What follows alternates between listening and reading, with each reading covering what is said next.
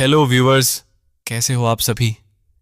मैं हूं आपका मिस्टर एक्सप्लेनर वी, और आज मैं आपका स्वागत करता हूं एक ऐसी खौफनाक कहानी में जो आपकी नींद उड़ा देगी। आज की रात हम घुसेंगे एक ऐसी दुनिया में जहां ईमान और शैतानी ताकत के बीच की जंग लड़ी जाती है, जहां एक इंसान जो खुद भगवान और शैतान दोनों पर भरोसा खो चुका था, वो अकेला पड़ जाता है उस अंधेरे के सामने जिस पर कभी वो हंसा करता था। ये कहानी है एक ऐसे आदमी की जो नकली एक्सॉर्सिज्म करके लोगों को बेवकूफ बनाता था, और फिर एक दिन असली शैतान उसके सामने आ खड़ा हुआ। तो सीधा सवाल आपसे, क्या आप तैयार हैं? क्योंकि ये वीडियो देखने के बाद आपको भी अपने घर की लाइटें एक बार जरूर चेक करनी पड़ेंगी। चलो शुरू करते हैं।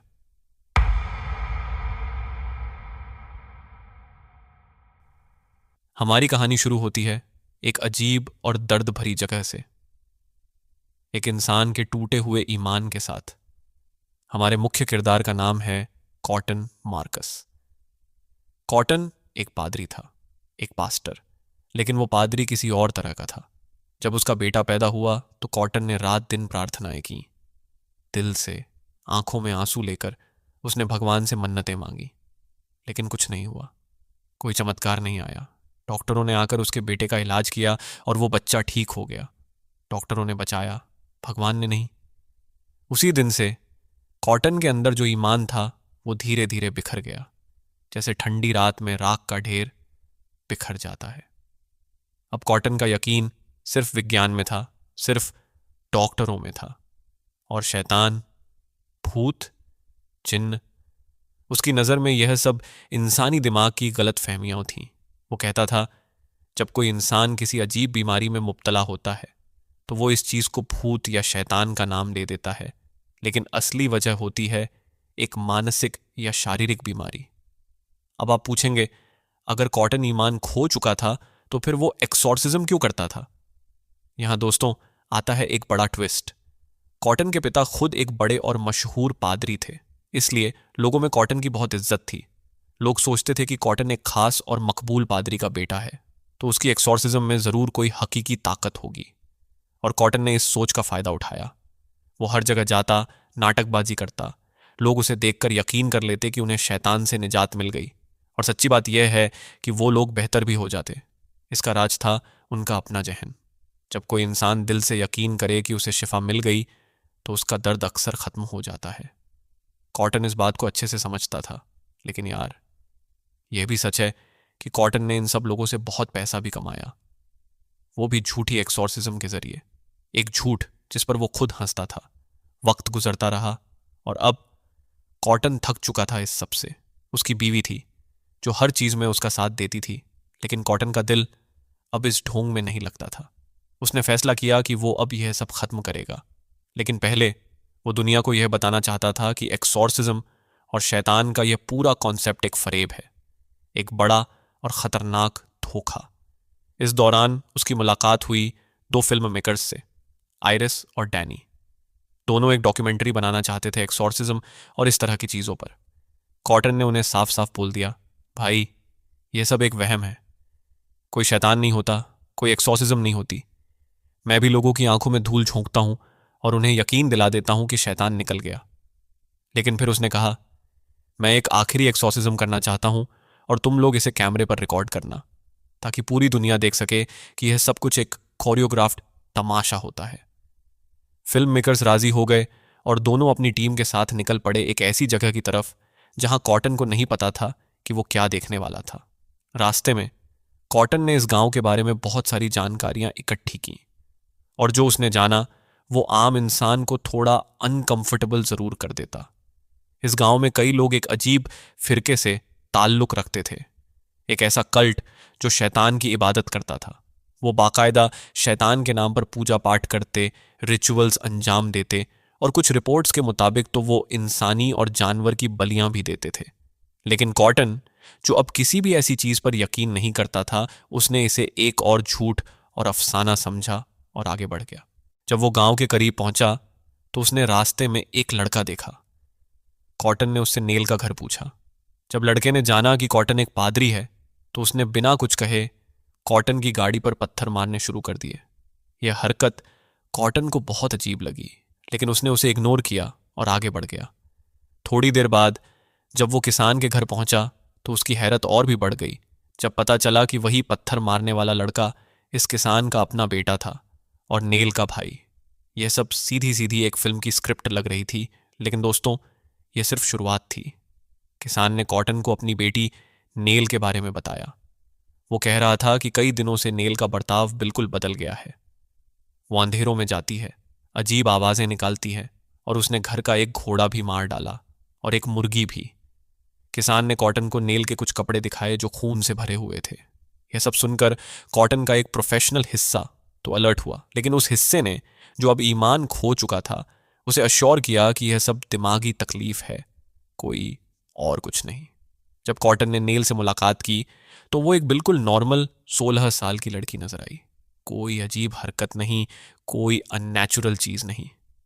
नेल ने बताया कि उसकी अम्मी कुछ अरसे पहले गुजर गई थी, जिस वजह से वो बहुत ज़्यादा डिस्टर्ब्ड थी।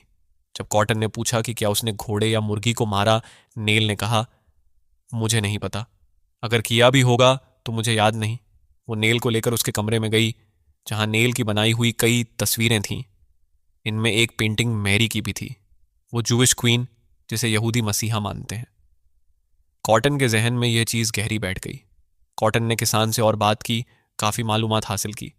फिर जब वो गाड़ी की तरफ आया अपना सामान लेने तो नेल का भाई फिर आकर कहने लगा, मुझे नहीं चाहिए कि आप यहाँ रहो। मेरी बहन बिल्कुल ठीक है, इसे किसी एक्सॉर्सिज्म की ज़रूरत नहीं। कॉटन भी अंदर से यही सोचता था, लेकिन अब वो बहुत आगे आ चुका था। मुस्करा के वो अंदर चला गया। एक्सॉर्सिज्म की तैयारी शुरू हुई। कॉटन एक टब में पानी ले आया, नेल के पांव उसमें रखवाए और सबको आंखें बंद करने को कहा, प्रार्थना के बहाने। लेकिन वो प्रार्थना नहीं पढ़ रहा था। वो चुपके से पानी में कुछ केमिकल मिला रहा था जो रिएक्शन करके पानी को उबलता हुआ दिखा सकता था। नेल के भाई ने यह सब देख लिया। वो हंसकर वहां से चला गया। उसे पता था कि यह सब ड्रामा है। जब सबने आंखें खोली तो कॉटन ने थिएट्रिकल अंदाज में दिखाया कि पानी खुद ब खुद उबल रहा है, शैतान की ताकत की वजह से। वाह कॉटन वाह, एक्टिंग में पीएचडी कर रखी थी। कॉटन बाहर आया सिगरेट पीने और वहीं नेल का भाई दोबारा मिला। इस बार भाई ने कहा, अब मुझे कोई मसला नहीं तुमसे, करो जो करना है। मैं तुम्हारा राज नहीं बोलूंगा किसी को। मैं देख चुका हूं कि तुम एक फेक पादरी हो। यह पहला मौका था जब किसी ने कॉटन का झूठ पकड़ लिया। कॉटन थोड़ा घबरा तो गया, लेकिन संभल गया। वो अंदर गया, कमरा सेट किया, नेल को बुलाया और फिर शुरू हुआ एक बड़ा नौटंकी ड्रामा, जिसमें कॉटन ने खुद शैतान के साथ लड़ते हुए दिखाया, उसे हराया और नेल को मुक्त कर दिया। वो सब एक परफेक्ट परफॉर्मेंस थी। किसान संतुष्ट हुआ, कॉटन ने पैसा लिया और वो वहां से निकल गया। रास्ता लंबा था, रात हो गई तो कॉटन और उसकी टीम ने एक नियर बाय होटल में रुकने का फैसला किया। कॉटन बहुत खुश था, खूब पैसा कमाया था, खाना खाया, हंसे, खुश हुए और सो गए। लेकिन फिर रात के किसी गहरे पहर में एक अजीब सी खराश ने उन्हें जगा दिया। आंखें खुलीं और जो मंजर दिखा वो उनके होश उड़ा देने के लिए काफी था। होटल रूम की छोटी सी जगह में नेल बैठी थी, होटल के अंदर बंद दरवाजे के पीछे, जबकि नेल को नहीं पता था कि यह होटल कहाँ भी है। दोस्तों, यहां आकर कॉटन भी सच में डर गया। यह कॉटन वो इंसान था जो 1 सेकंड पहले तक मजाक उड़ा रहा था शैतान का। अब उसकी आंखें खुली की खुली रह गईं। नेल की हालत भी बिगड़ रही थी, वो उल्टी करने लगी। उन्हें उसे हॉस्पिटल ले जाना पड़ा।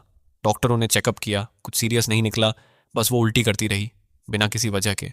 जब कॉटन ने हॉस्पिटल से किसान को फोन किया तो किसान ने गुस्से में कहा, तुम्हारी एक्सॉर्सिज्म का कोई असर नहीं हुआ मेरी बेटी पर। क्यों? कॉटन ने कहा, आपकी बेटी को पादरी की जरूरत नहीं, डॉक्टर की जरूरत है। लेकिन किसान बिल्कुल सुनने को तैयार नहीं था। उसने कहा, डॉक्टरों पर मेरा भरोसा नहीं, डॉक्टरों ने मेरी बीवी नहीं बचाई। यहां आकर कॉटन को एक अजीब सा दर्पल्लक फील हुआ। यह इंसान बिल्कुल वैसा ही था जैसा कॉटन खुद था, बस उल्टा। कॉटन वहां के लोकल पास्टर के पास गया और उसे समझाने की कोशिश की कि नेल को डॉक्टर की जरूरत है। पास्टर ने कहा कि वो बात करेगा किसान से, लेकिन यह भी बताया कि किसान बहुत ज्यादा पक्का है, वो शायद नहीं मानेगा। जब कॉटन वापस घर पहुंचा तो एक और दिलदर्द मंजर था। नेल का बाप उसे जबरदस्ती एक कमरे में बंद कर रहा था और नेल के भाई को जख्म लगे हुए थे। किसान ने बताया कि नेल ने भाई पर चाकू से हमला किया था। घबराहट में कॉटन ने भाई को हॉस्पिटल पहुंचाया। रास्ते में भाई ने कॉटन को एक चिट दी। उस पर लिखा था, मेरी बहन को मेरे बाप के साथ अकेला मत छोड़ना। कॉटन का जहन एक नए अंधेरे में घिर गया। क्या नेल का बाप ही इस सब के पीछे है? वो वापस नेल के पास पहुंचा और सीधे सवाल किए कि क्या बाप ने कुछ किया? क्या वो उसे सताता है? लेकिन नेल ने साफ इनकार किया, नहीं, मेरा बाप मुझसे बहुत मोहब्बत करता है। नेल सो गई और कॉटन ने सोचा कि मामला कुछ ठंडा हो गया। लेकिन तभी अचानक नेल के कमरे से रोने की आवाज़ आई, एक छोटे बच्चे के रोने जैसी आवाज़। जब दरवाज़ा खोला तो नेल बाथरूम में थी। वो एक बाल्टी को पानी में डुबाती थी, जैसे कोई बच्चे को डुबा रही हो। मुश्किल से उसे रोका गया, उसके कमरे में ले गए और वहाँ नेल ने अपनी पेंटिंग्स में एक और तस्वीर बनाई थी, इस बार में एक मरी हुई बिल्ली। कॉटन ने अपना रिकॉर्डर उठाया जो वो पीछे भूल आया था और रिकॉर्डिंग सुनना शुरू की, और वो सुनकर रुक गया। रिकॉर्डिंग में नेल की आवाज़ थी, लेकिन वो लैटिन में बोल रही थी। और दोस्तों, नेल को लैटिन आती ही नहीं थी। यह चीज़ अब आयरिस और डैनी को भी परेशान कर गई। वो दोनों फिल्म मेकर्स जो अब तक सोचते थे कि यह सब एक डॉक्यूमेंट्री का हिस्सा है, वो भी अब सच में घबरा गए। रात को जब सब सो रहे थे, नेल एक बार फिर जाग गई। इस बार उसने उनका कैमरा चुरा लिया। वो सीधे बेसमेंट में गई और वहाँ उसने आयरिस पर हमला किया, कैमरा से इतने ज़ोर से कि आयरिस का जिस्म तार तार हो गया। खून बह रहा था। आयरिस मारी गई, कैमरा भी टूट गया। सब कुछ जो भी उन्होंने रिकॉर्ड किया था, पूरी डॉक्यूमेंट्री फुटेज, सब बर्बाद हो गई। फिर नेल कॉटन के कमरे की तरफ बढ़ी उसे मारने के लिए, लेकिन कॉटन थोड़ा पहले जाग गया। किसी तरह उसने नेल को काबू किया और कमरे में बंद कर दिया। जब वो नीचे गए और आयरिस को ढूंढा तो जिस तरह वो मारी गई थी, बिल्कुल वैसी ही तस्वीर नेल ने पहले से ही अपनी पेंटिंग में बना दी थी। एक पेंटिंग जो आयरिस की मौत दर्शाती थी, एक पेंटिंग जो कॉटन को एक क्रॉस पकड़े और एक बड़ी आग के सामने खड़े दिखाती थी, और एक पेंटिंग जिसमें आयरिस और डैनी की गर्दन कटी हुई थी। अब आयरिस और डैनी बिल्कुल खौफजदा हो गए। डैनी ने कहा, हम यहां एक सेकंड भी नहीं रुकेंगे। लेकिन कॉटन, अजीब बात, अभी भी एक हिस्सा उसका मानने से इनकारी था। उसने कहा, मैं कहता हूं ना, शैतान होता ही नहीं। नेल ने खुद यह सब किया, सो जाओ। तब एक और राजा सामने आया, हॉस्पिटल से एक वॉइसमेल। नेल के टेस्ट्स के नतीजे आ गए और वो नतीजे सबके होश उड़ा देने वाले थे। नेल हामिला थी, प्रेग्नेंट। एक 16 साल की लड़की जो अंडर एज थी, वो मां बनने वाली थी। पहला ख्याल जो कॉटन के जहन में आया वो था कि किसान ही जिम्मेदार है। नेल के भाई की चिट भी तो यही कह रही थी। कॉटन सीधे किसान के पास गया और उससे सीधी बात की। किसान ने रोते हुए कहा, मेरी बेटी अब भी वर्जिन है, उसके साथ कुछ नहीं हुआ। यह एक शैतानी चीज है जो उसे हामिला कर गई है। एंटीक्राइस्ट, एक अजीम शैतान, इस दुनिया में आना चाहता है। कॉटन को यकीन आया कि किसान का दिमाग बिल्कुल खराब हो चुका है। उसने गुस्से में कहा, आप पागल हो गए हैं। और किसान ने जवाब दिया, तुम यहां से निकल जाओ। तुम मेरी बेटी को ठीक नहीं कर सके, अब मैं खुद अपनी बेटी के शैतान से लड़ूंगा। किसान अपनी बीवी की कब्र पर बैठने चला गया और वहां दुआ मांगने लगा। और तब नेल के कमरे से फिर अजीब आवाजें आने लगीं। कॉटन ने आयरिस और डैनी से कहा, मुझे डर है कि किसान अपनी बेटी को खुद मार डालेगा, हम इसे यहां से निकालते हैं। जब उन्होंने नेल का कमरा खोला तो लाइट्स चली गईं, अंधेरा छा गया। और जब थोड़ी रोशनी आई, नेल अलमारी के ऊपर बैठी थी, ऊपर, जहां कोई इंसान चढ़ भी नहीं सकता। उन्हें देखकर वो गुर्राई, एक जानवर जैसी आवाज में, और ऊपर से छलांग लगा दी उन पर। कॉटन ने किसी तरह रोका। फिर नेल चारों हाथ पांव चलती रही, एक भेड़िए की तरह, अपनी आंखों में अंधेरा लेकर। तब किसान आया। अपनी बेटी को इस हालत में देखकर वो फौरी उसे मारने दौड़ा, लेकिन कॉटन ने बीच में रोका। रुको, कहा कॉटन ने, मैं एक सही एक्सॉर्सिज्म करूंगा। और यह पहला मौका था सालों बाद जब कॉटन ने सच्ची नीयत से, पूरे दिल से कुछ करने की कोशिश की। वो अब खेलने नहीं आया था, अब उस पर जिंदगी का बोझ था। एक्सॉर्सिज्म जैसे जैसे आगे बढ़ी, शैतान का काबू नेल पर मजबूत होता गया। उसका जिस्म मुड़ने लगा, चीख रही थी वो, दर्द से तकलीफ में थी। कॉटन ने पूछा, 'कौन हो तुम?' आवाज आई, 'एब्लम, एब्लम.' 'कौन हो तुम?' आवाज आई, 'एब्लम, एब्लम.' 'कौन हो तुम?' आवाज आई, 'एब्लम, एब्लम.' 'कौन हो तुम?' आवाज आई, 'एब्लम, एब्लम.' 'कौन हो तुम?' आवाज आई, 'एब्लम, एब्लम.' यह वही नाम था जो कॉटन ने खुद अपनी नकली एक्सॉर्सिज्म में शैतान के लिए इस्तेमाल किया था। कॉटन का सीना थम सा गया। उसने फिर पूछा, नेल कहाँ है? उसने क्या किया तुमने? जवाब आया, वो जहन्नम की आग में जल रही है और जल्दी ही तुम भी वहां जाओगे। फिर शैतान ने एक शर्तिया ऑफर रखा, अगर तुम 10 सेकंड के लिए चुप रहो मैं नेल का जिस्म छोड़ दूंगा। कॉटन ने आंख बंद की और चुप हो गया। यही उसकी सबसे बड़ी भूल थी। हर एक सेकंड में नेल की एक उंगली तड़की रही। टूटने की आवाज आई और 10 सेकंड्स में 10 उंगलियां टूट गईं। दर्द से बिलखती नेल को देख कॉटन रुक न सका। फिर कभी वो चुप न रहा, एक्सॉर्सिज्म जारी रखी। तब शैतान ने एक अजीब जुमला कहा, कुछ ऐसा जो सिर्फ नेल ही कह सकती थी, एक आम इंसान की तरह, न कोई भूत। कॉटन समझ गया, यह कोई सच्ची पोजेशन नहीं थी। यह एक पागल हुई लड़की थी जो किसी अजीब राज की वजह से अपना आप खो बैठी थी। कॉटन ने अपना अंदाज बदला। अब वो भूत से नहीं, नेल से बात करने लगा, सीधा, प्यार से, एक दोस्त की तरह। और नेल धीरे धीरे वापस आई। वो आम लड़की बनकर कॉटन से बातें करने लगी। काफी देर के बाद कॉटन बाहर आया और किसान से कहा, भाई, आपकी बेटी मासूम है, उसमें कोई शैतान नहीं। पहली बात, वो अपनी अम्मी की मौत का गम बर्दाश्त नहीं कर पाई, और दूसरी बात, कोई मर्द जिम्मेदार है उसकी इस हालत के लिए। किसान पहले तो मानना नहीं चाहता था, लेकिन जब नेल ने खुद अपने बाप को सब कुछ बताया तो किसान रोता रहा, टूट गया। मगर इस चीज से एक बड़ी तकलीफ दूर हुई कि उसकी बेटी मासूम है। लोकल पास्टर भी आकर इस बात की तस्दीक करने लगा। उसने कहा कि जो भी लड़का जिम्मेदार है वो बुरा इंसान है। फैसला हुआ कि कॉटन और उसकी टीम वापस जाएगी और किसान और पास्टर इस मामले को संभालेंगे। जाते जाते कॉटन के जहन में चैन था, मामला सुलझ गया। लेकिन क्या सच में सुलझा था? वापसी पर कॉटन की टीम उस रेस्टोरेंट के पास से गुजरी जहां वो लड़का काम करता था जिसे जिम्मेदार माना जा रहा था। कॉटन ने सोचा, चलो पूछ लेते हैं। लेकिन जब उन्होंने उस लड़के से पूछा तो जवाब ने उनके पांव तले से जमीन खींच ली। लड़के ने कहा, मैंने किसी के साथ बुरा नहीं किया और मैं कर भी नहीं सकता। मुझे लड़कियों में कोई दिलचस्पी ही नहीं। कॉटन का चेहरा सफेद पड़ गया। इसका मतलब वो पास्टर झूठ बोल रहा था, और अगर पास्टर ने झूठ बोला तो वो किसी मसले को सुलझाने नहीं आया था, वो किसी और चीज की तरफ ले जा रहा था। कॉटन ने गाड़ी मोड़ी तेजी से और वापस नेल के घर की तरफ भागा। लेकिन अब जो मंजर था वो इंसान को बिल्कुल अलग दुनिया में ले जाने वाला था। नेल के घर में घुसते ही कॉटन की आंखें फट गईं। घर की दीवारों पर शैतान के निशान खून से लिखे हुए थे।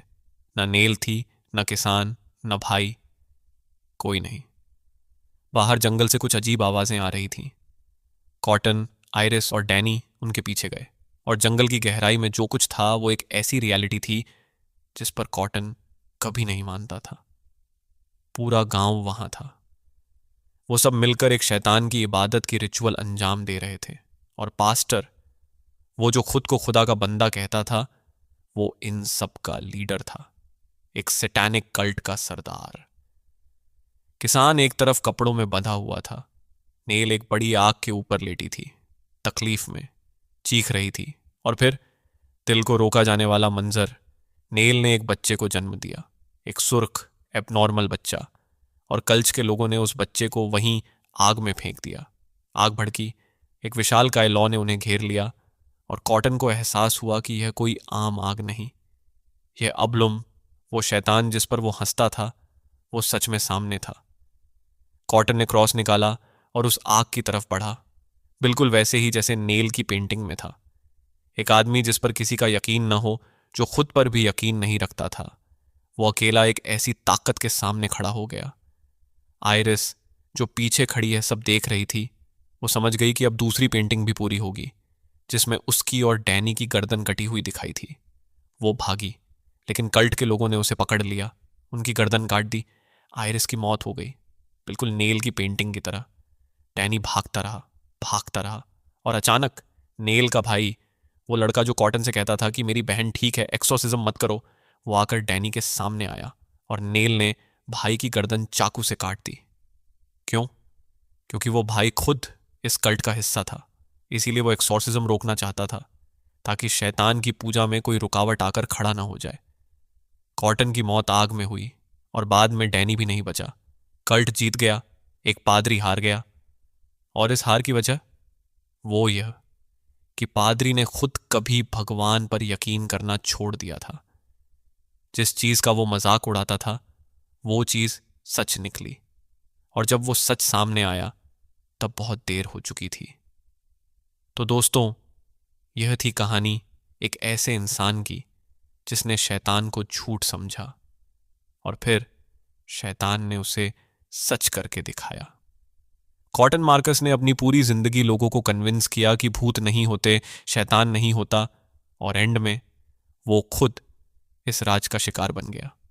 यह फिल्म हम सबको एक गहरी सोच देती है।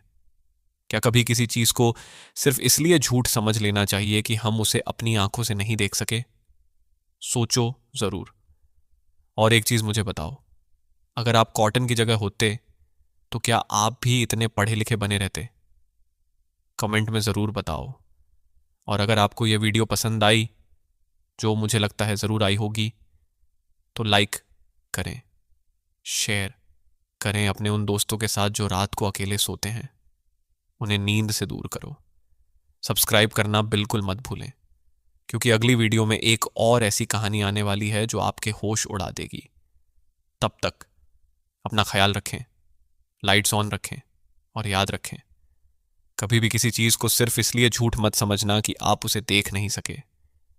मिस्टर एक्सप्लेनर वी आपको विदा करता है।